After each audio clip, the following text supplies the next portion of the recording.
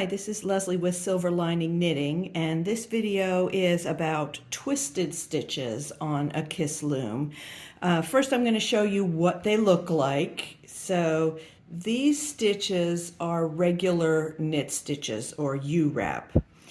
These in this column are twisted knit or E-wrap stitches, and they're also in needle knitting patterns known as knit to the back loop. So any of those terms that you see in a pattern will be this same technique. And they really do make a nice, I often use them at the edges of my patterns to kind of set off the other textural interest in the pattern. So they really are useful to know. And I will show you how to do those on your Kiss loom.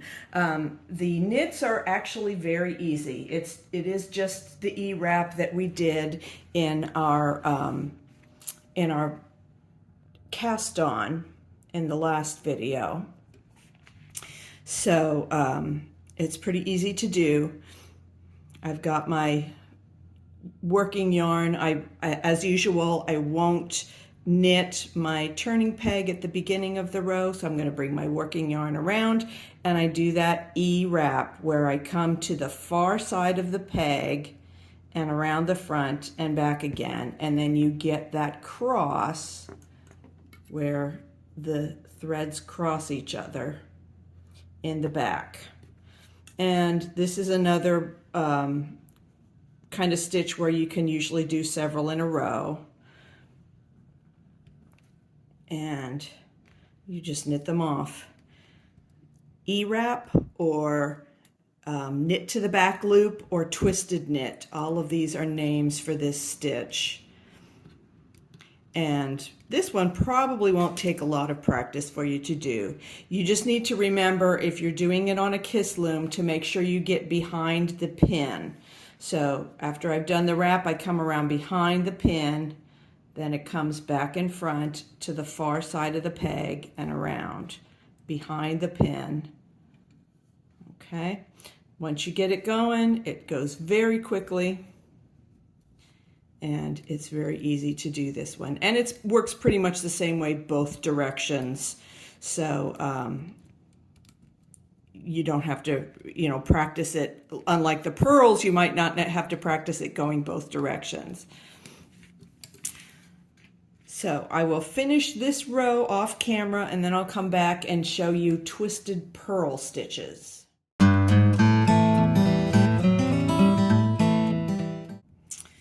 All right, so let's look at how we do a twisted purl or purl to the back loop stitch. So just like the knit stitch, what we're doing is we're kind of turning the wrap over the stitch so that it has a twist in it. And I don't know if you can see where the twist is in these stitches from the last row. When you do it with a purl stitch, it's a little trickier. And it's actually easier to do, I think, on the direction where regular purls are more difficult.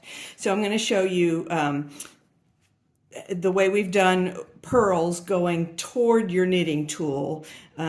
You have your working yarn come to the front, you pull a new loop through, you pick up the old stitch and pull a new loop through. Now, usually going this direction, I'll pick this up with my fingers and lift up the old stitch and put it down. What I need to do here is, when I pick it up, I just need to twist it. So I'm going to pick it up and turn it over before I set it back down. I'll show you again. You make your new loop and pull it through. When I pick it up, I'm going to pick it up and turn it over so it has a twist in it before I set it back down again. So that makes the twisted purls or purl to the back loop a little easier in this direction. Since you have to pick the stitch up anyway, all you have to do is turn it over before you set it back down again. and then I'll show you how to do them going the other direction. It's the same process, but it's a little more difficult when you're doing it with your knitting tool. Okay, I've come to the end of my row. I'm going to knit my turning peg at the end with a U-wrap like I always do. And now I'm ready to start the next row of twisted purls going the other direction. So, just like you would do a regular purl, you bring your yarn forward, pick up the old stitch, pull the loop through. Now what you're going to have to do is just twist your knitting tool around and put the stitch down upside down. So I don't know if it's more difficult, less difficult this way, but it's the same principle for all of these stitches so that you get this twisted look. And you don't do purl to the back loop or twisted purl as often as you do the twisted knit, but you will sometimes see that in patterns. So it's a good skill to know and at least understand how it works.